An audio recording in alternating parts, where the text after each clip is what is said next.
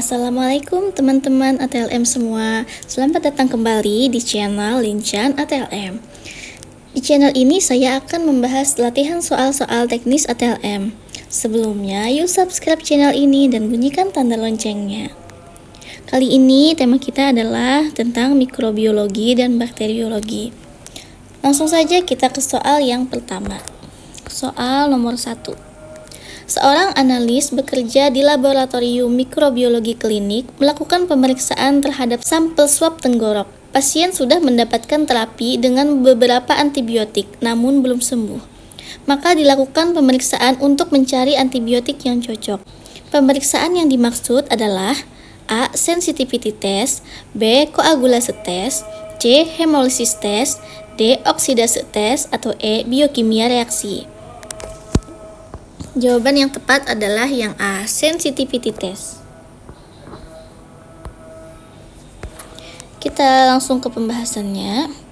Uji sensitivitas merupakan tes yang digunakan untuk menguji kepekaan suatu bakteri terhadap suatu antibiotik. Uji sensitivitas bertujuan untuk mengetahui efektivitas dari suatu antibiotik. Kemudian, yang uji koagulase merupakan suatu pemeriksaan bakteri untuk diferensiasi Staphylococcus aureus dari spesies Staphylococcus lainnya. Pemeriksaan ini dilakukan untuk mendeteksi adanya pembentukan enzim koagulase yang terikat ke dinding sel bakteri. Yang ketiga yaitu uji hemolisis, merupakan kemampuan bakteri menghemolisis sel darah merah pada blood agar plate yang ditandai dengan terbentuknya zona bening di sekeliling koloni. Tes oksidase digunakan sebagai karakteristik fenotip untuk mengidentifikasi bakteri. Tes ini dapat menentukan apakah bakteri tertentu menghasilkan sitokrom oksidase sehingga menggunakan oksigen dengan rantai transfer elektron. Kemudian untuk yang uji biokimia merupakan salah satu jenis uji identifikasi bakteri yang umum dilakukan. Uji ini dilakukan untuk mengetahui sifat-sifat fisiologis koloni bakteri hasil isolasi. Oke, kita lanjut ke soal nomor 2. Seorang analis di laboratorium menerima pasien seorang laki-laki 54 tahun dengan keluhan badan menggigil, panas dingin. Dokter memberi pengantar periksa darah dugaan sementara malaria. Hasil yang mungkin ditemukan dari pemeriksaan spesimen penderita adalah A. Balantidium, B. Toxoplasma, C. Trichomonas, D. Plasmodium, atau E. Entamoeba. Jawaban yang benar adalah D. Plasmodium. Kita lihat ke pembahasannya. Malaria merupakan penyakit yang disebabkan oleh parasit Plasmodium. Penyakit ini ditularkan melalui gigitan nyamuk Anopheles betina yang terinfeksi parasit tersebut. Kita ke soal nomor 3. Seorang analis kesehatan bekerja di sebuah laboratorium menerima sampel feses dengan konsistensi cair, lembek, berlendir, dan berdarah.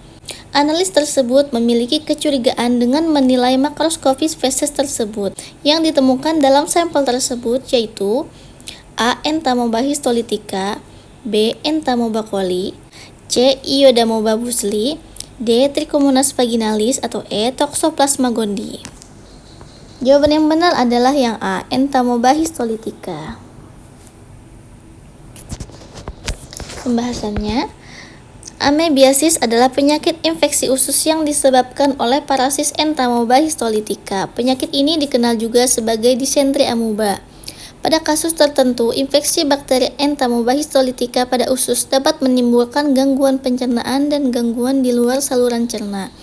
Berikut ciri-ciri infeksi amebiasis yang perlu kamu waspadai.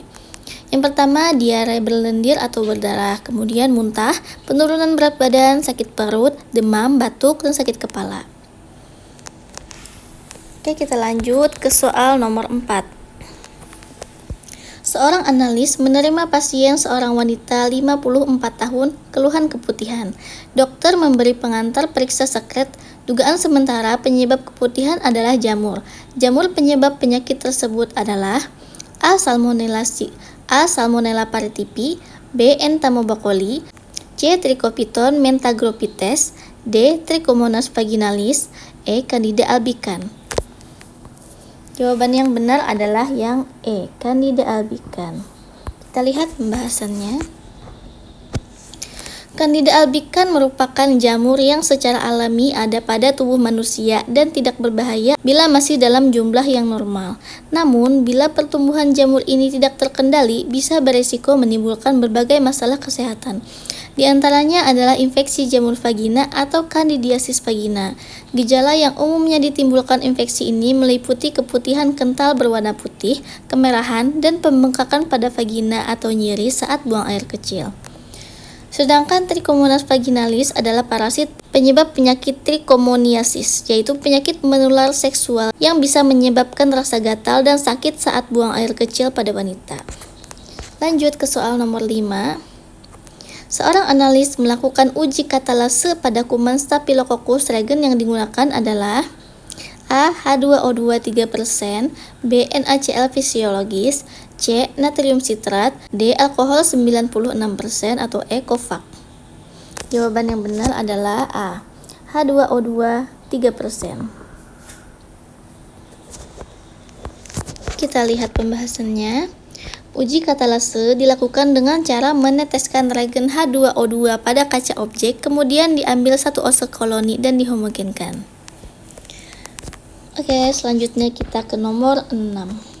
Soal nomor 6, seorang analis melakukan uji biokimia pada simon sitrat. Uji ini dilakukan untuk A. Pergerakan bakteri, B. Kemampuan bakteri memfermentasi karbohidrat, C. Sitrat sebagai sumber karbon, D. Pembentukan gas H2S, atau E. Sitrat sebagai sumber energi. Jawaban yang benar adalah yang C. Sitrat sebagai sumber karbon. Mari kita lihat pembahasannya.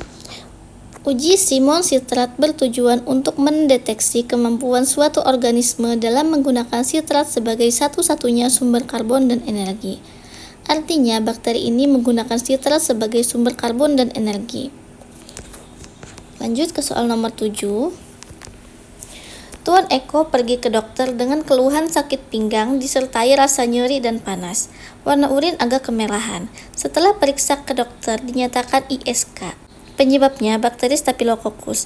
Bakteri ini bersifat fakultatif anaerobik, yang artinya A. Hidup tanpa oksigen, B. Tahan suhu rendah, C. Dapat hidup dengan oksigen dan tanpa oksigen, D. Tahan terhadap garam, atau E. Tahan terhadap cahaya. Jawaban yang tepat adalah yang C. Dapat hidup dengan oksigen dan tanpa oksigen. Mari kita lihat pembahasannya. Berdasarkan dari kebutuhan terhadap oksigen, bakteri dapat digolongkan menjadi yang pertama, bakteri aerob, yaitu bakteri yang dalam pertumbuhannya memerlukan adanya oksigen. Yang kedua, bakteri anaerob fakultatif, yaitu bakteri yang dapat tumbuh apabila terdapat oksigen maupun tanpa adanya oksigen. Yang ketiga, bakteri anaerob aerotoleran, yaitu bakteri yang tidak mati dengan adanya oksigen. Yang keempat, bakteri anaerob mutlak, yaitu bakteri yang hidup bila tidak ada oksigen. Kemudian yang kelima, bakteri mikroaerofilik, yaitu bakteri yang kebutuhan oksigennya rendah. Kita lanjut ke soal nomor 8. Seorang pasien datang ke laboratorium untuk melakukan pemeriksaan atas permintaan dokter dengan keluhan nafas cepat dan sesak, batuk, serta bronkial. Dahak yang ditanam pada media MCA didapatkan koloni bulat besar berwarna merah muda cembung smooth dengan konsistensi mukoid. Pada media SIM, H2S negatif, indol positif, motil negatif, MR negatif, urea, sitrat, dan media gula-gula hasil positif. Apa agen etiologi pada kasus tersebut? A. Klebsiella pneumonia, B. Escherichia coli, C. Mycobacterium tuberculosis, D. Klebsiella ozainae, atau E. Streptococcus. Jawaban yang benar adalah yang A. Klebsiella pneumonia. Pembahasannya. Koloni bakteri Klebsiella sp pada media MCA memiliki ciri-ciri pertumbuhan, yaitu memiliki koloni besar-besar, cembung, berwarna merah muda, dan bersifat mukoid, yakni apabila koloni diambil dengan ose, koloni akan molor dan membentuk benang. Seperti ini ya teman-teman gambarnya. Kemudian yang ini adalah tabel hasil identifikasi uji biokimia bakteri Klebsiella pneumoniae.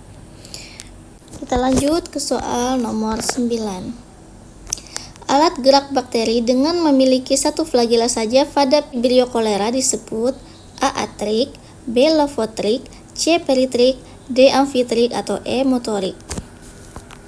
Jawaban yang benar yaitu E. motorik. Kita lihat pembahasannya. Berdasarkan alat geraknya atau flagel, bakteri dibedakan atas.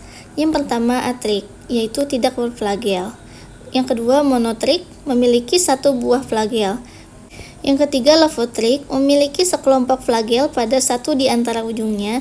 Yang keempat amfitrik, memiliki flagel pada kedua ujungnya, baik tunggal maupun berkelompok. Yang kelima peritrik, seluruh permukaannya berflagel. Gambarnya seperti ini ya teman-teman, bisa dilihat dan dipahami sendiri. Kemudian ini itu monotrik ya teman-teman, yang tadi itu ini sebenarnya monotrik. Ada kesalahan nih teman-teman. Oke, kita lanjut ke soal nomor 10.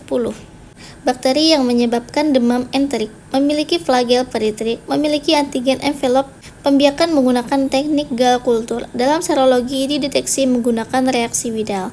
Maka bakteri tersebut adalah A. Vibrio cholera, B. Salmonella typhi, C. Shigella shiga, D. Pseudomonas aeruginosa, atau E. Escherichia coli. Jawabannya adalah yang B. Salmonella typhi. Kata kuncinya yaitu reaksi Widal. Mari kita lihat pembahasannya. Tes Widal adalah prosedur uji serologi untuk mendeteksi bakteri Salmonella yang mengakibatkan penyakit tifoid. Uji ini akan memperlihatkan reaksi antibodi Salmonella terhadap antigen O somatik dan H flagellar di dalam darah. Bakteri Salmonella typhi merupakan salah satu jenis bakteri patogen pada manusia. Kontaminasi Salmonella sp pada makanan dapat mengakibatkan penyakit demam tifoid. Bentuk dari bakteri Salmonella typhi adalah batang tidak berspora ukuran 103,5 mikrometer kali 0,5 sampai 0,8 mikrometer. Besarnya koloni rata-rata 2 sampai 4 mm. Memiliki flagella peritrik. Bakteri ini memfermentasikan glukosa dan manosa tanpa membentuk gas tetapi tidak memfermentasikan laktosa dan sukrosa. Sebagian besar isolat Salmonella yang berasal dari bahan klinik menghasilkan H2S. Lanjut ke soal nomor 11. Bakteri yang digunakan untuk indikator pencemaran pada air minum atau air bersih yang merupakan cemaran pada feses manusia diperiksa menggunakan MPN berbentuk batang, meragikan hampir semua gula, menghasilkan indol, penghuni usus manusia, merupakan gas pada biakan. Bakteri tersebut adalah A. Salmonella paratyphi, B. Salmonella typhi, C. Escherichia coli, D. Shigella boydii, atau E. Staphylococcus aureus. Nah, ini jawabannya adalah yang C. Escherichia coli. Mari kita lihat pembahasannya. Escherichia coli adalah salah satu bakteri yang tergolong coliform dan hidup secara normal di dalam kotoran manusia maupun hewan. Coliform merupakan indikator pencemaran air. Kuman-kuman penyakit terbawa ke dalam air minum biasanya melalui kontaminasi tinja ataupun telah ada sebelumnya dalam air tanah. MPN adalah metode pemeriksaan air yang dilakukan untuk mengetahui kontaminasi akibat bakteri coliform dan coli tinja. Escherichia coli dapat meragikan laktosa secara khas, menunjukkan hasil positif pada tes indol, lisin dekarboksilase, dan fermentasi manitol, serta menghasilkan gas dari glukosa maupun laktosa. Kita ke soal terakhir, yaitu soal nomor 12. Protozoa intestinal yang patogen terhadap manusia yang menyebabkan disentri termasuk dalam golongan amoeba adalah A. Entamoeba histolytica, B. Entamoeba coli, C. Trichomonas vaginalis, D. Balantidium coli, atau E. Plasmodium falciparum. Jawabannya yaitu Entamoeba histolytica yang A, yang patogen itu teman-teman. Mari kita lihat pembahasannya. Entamoeba histolytica adalah sejenis parasit golongan protozoa usus yang sering hidup sebagai mikroorganisme komensal atau apatogen di jaringan usus besar manusia, namun pada kondisi tertentu dapat berubah menjadi patogen dengan cara membentuk koloni di dinding usus dan menembus dinding usus. Entamoeba histolytica dapat menyebabkan penyakit diare karena Entamoeba histolytica bersifat patogen. Diare yang disebabkan oleh Entamoeba histolytica adalah berupa diare disertai darah dan lendir. Dapat terjadi hingga 10 kali per hari. Sekian latihan soal kita pada video kali ini. Mohon maaf bila ada kesalahan ya teman-teman. Jangan lupa like videonya. Assalamualaikum warahmatullahi wabarakatuh. Sampai jumpa di video selanjutnya. Thank you.